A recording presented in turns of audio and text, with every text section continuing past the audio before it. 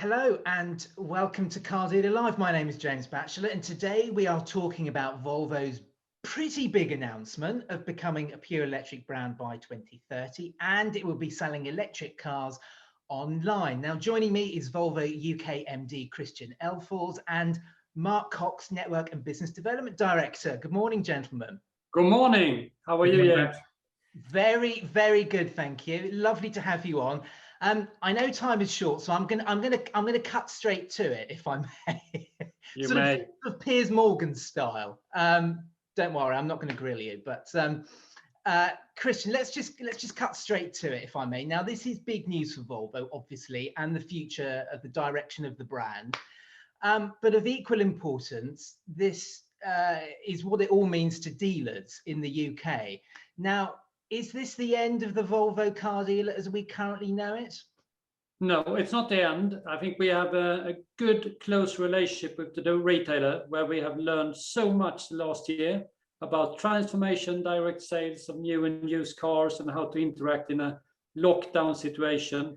So I'm pleased actually to be one of the leading countries for Volvo in the transformation. We have come so far in the UK, and the retailers are on the toes and have learned a lot. So no, I'm very pleased to be in the UK right now. Yeah. No, I think it's been a massive learning curve for everybody last year, and I think the pace of change in the last 12 months has been extraordinary, really. Christian, how is this going to affect the network? Because their role is going to change here, isn't it? I think we see a lot of change in the retailer network. We are not, from a Volvo perspective, we think of continuous growth. And we are absolutely convinced that we will grow the brand in the UK. We will grow both new and used. And also, I think with our siblings and sister brands in Lynk and Polestar, giving a lot of opportunities to retailers without any increases of the retailer network. I think we can handle more volumes with the existing network. And that's quite a statement, I must say. We have learned to trade. We have learned to trade in a different environment, and that also give us opportunity to trade more volumes out of existing retailers. Yeah. Mark, how has, obviously the network is on board with all of this, obviously. You've probably told them months ago about all of this. How have they taken this news? Because, you know, their role is going to change here, isn't it? They're not going to be the first point of call for people. People aren't going to be walking into the showroom saying, right, I want to haggle the sticker price on that XC40. So how's the role going to change for a dealer? Yeah, thanks. Thanks, Ash. Yeah, certainly the retailers have been communicated with all the way through this, so it won't be new news in terms of our direction of travel. You know, we've had fantastic communications with the network really right through, you know, frankly through the lockdown period. It's been a great learning for us in terms of how regularly and closely we've communicated. And we made some wider announcements at a global level back in December last year in terms of our direction of travel. So yes, the relationship changes, but I think crucially, I think the retailers, for a start, are more important now than possibly they ever were. You know, as Christian said, we're looking to grow our volumes overall, and actually we're going to have, you know, whilst we're talking about direct online sales, what it means is, you know, much as I kind of hate this omni-channel expression, actually what we're doing is we're allowing customers to interact with us, you know, how they would choose to. So there will be many customers that will still choose to come into, you know, one of our fantastic Volvo retailers and transact in much the same way they do today. Speak to product experts, drive the car, look at the car, and that's great. There'll be others that want to sit at home, at work, on the sofa with a cup of coffee and do the entire thing entirely online and have the car delivered to them at home. And this will cater for that as well. But crucially, the retail network is involved right the way through. And so all of that is fulfilled through the network. And whilst the transaction becomes a direct transaction in that sense with Volvo, the retailer is absolutely there, delivering, supporting the customers, and supporting the local area. Yeah. As we move towards this 2030 deadline, Mark, are you considering the dealer network becoming more of an agency selling model? Because it sounds like from what you're saying, the relationship is changing. So would there be sort of a desire to actually take this more manufacturer control from a sales level? There's certainly a transitional journey we're on. So what we've said is that as we're launching new electric vehicles, then we will be selling them exclusively online to retail customers. So what that means is for a period of time, we'll have a transitional role, as I said. So we'll have the traditional wholesale approach for the majority of our vehicles, and then as we launch the new products, that they may come through the direct sales route. So that means that we can learn together, frankly. So it's not an overnight switch. As you said, 2030 is quite a period of time for us to work and build up to that. But yes, over that period of time, then the new car business, in that sense, then becomes effectively an agency style handling fee model. Yeah. Christian, how big is the UK network currently at the moment?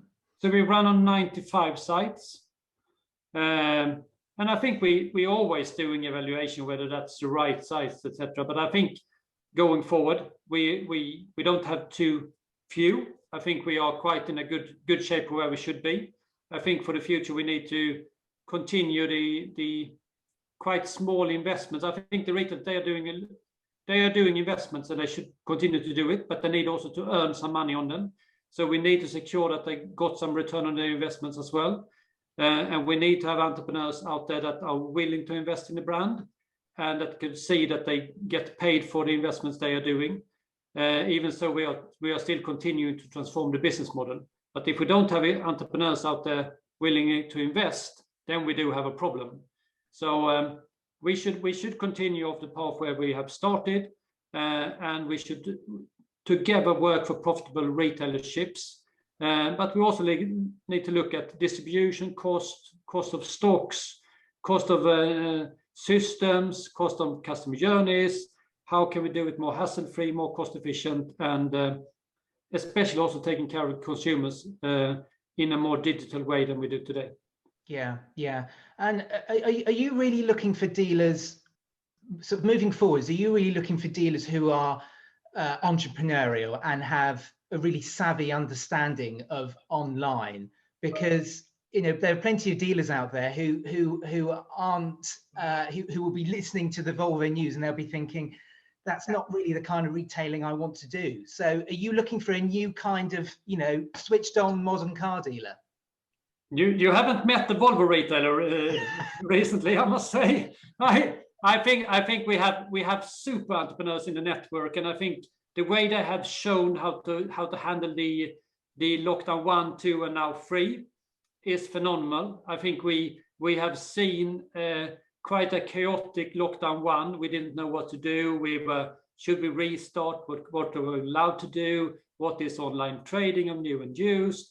Until we now are in lockdown 3. Okay, we are not selling as much as you should have done if the door were open, but I am super impressed what the retailer are achieving right now in both new and used car sales and also service booking. So the adaptation into something new have been phenomenal. But I also see a demand from the retailers to implement more digital system, more automation, simpler payment systems, dealer payments. It's a lot of things that we need to evaluate and change to be even more efficient. And that will be do together with the retailers in a good dialogue.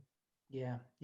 Mark, I mean, reading the press releases today, and one thing that really struck me was the price transparency, and there being one price and that's the price you pay. Do you think we're at a stage now where customers they don't want to haggle? It's seen as a very British thing, haggling, but in actual fact people don't want to haggle. They just want to pay a price and get the car delivered. Yes, I think in short, your answer to your question, I think that actually what customers really want is transparency. So they want to know that they're choosing the vehicle they want and they're getting a good price and the right price. And actually, having, I guess the current model can lead to dissatisfaction, because the last thing customer wants to hear is they've bought their fantastic new car and then a week later someone says, oh, well, you should have gone here because you could have got a better deal. So I think having that clear transparency means that actually we give a better customer journey and we can focus on delivering that fantastic experience rather than, where can I negotiate the best deal? Yeah. Christian, you mentioned earlier on that you're planning to sort of grow the number of sales. I mean, you know, how are you going to do this if you're not looking at growing the dealer network massively? How are you going to actually sell more cars? I think a combination of the online journey and also introducing new cars and also introducing a new EV every year, as we have already said. Maybe you see something today, later, and then every year to come to fulfill our target of a full EV company by 2025 will absolutely help. And I think the brand awareness and the way we are seeing the customer, like how they like the brand in the UK, we see that we are on a really good fortune journey, and that is also helping us to grow the brand, as well as in introducing cars in new segments where we're not present today. Yeah. It's abundantly clear, Christian, that car manufacturers such as yourselves are doing the right thing, getting the electric cars out there and really embracing this pace of change that we've got. Do you think the same can be said for government and at a local level? I mean, there's a bit of a disconnect here between manufacturers, the pace of change, and the infrastructure. I think it's up to each government to decide and take their own path into the environmental changes that we need to do to follow the Paris Agreement, for instance. And I'm hopeful that we will change together, and I'm hopeful that we will see both infrastructure and superchargers growing over the country, and see a growing network as well. But as I've been driving a full EV now for a couple of months, I must say I will never ever go back to a combustion engine again. I think that I'm done with that, and I think the smoothness, acceleration, efficiency of driving an EV is phenomenal. So that's for me. EV evangelist there, I can tell. Yeah, absolutely. Mark, just lastly, now one big announcement you made last year was about Care by Volvo, car subscriptions. How has that sort of played out, and what sort of proportion of your car sales are car subscriptions?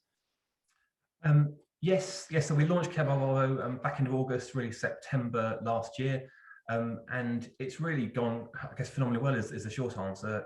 Up till this point, it now makes up that as a channel makes up more than 80% of our total retail sales.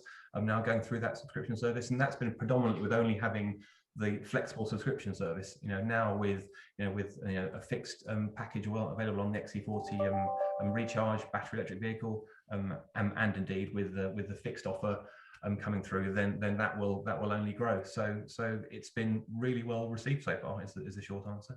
Yeah, it is a very appealing option for people wanting to switch to electric. I can see that. I think we're going to have to call it a day today, because I know that you have got many other people to talk to and share your fantastic news. But Christian, Mark, thank you very much for joining us today. Thank you so much. Thank you. And that's it for today's Car Dealer Live. Until next time, goodbye.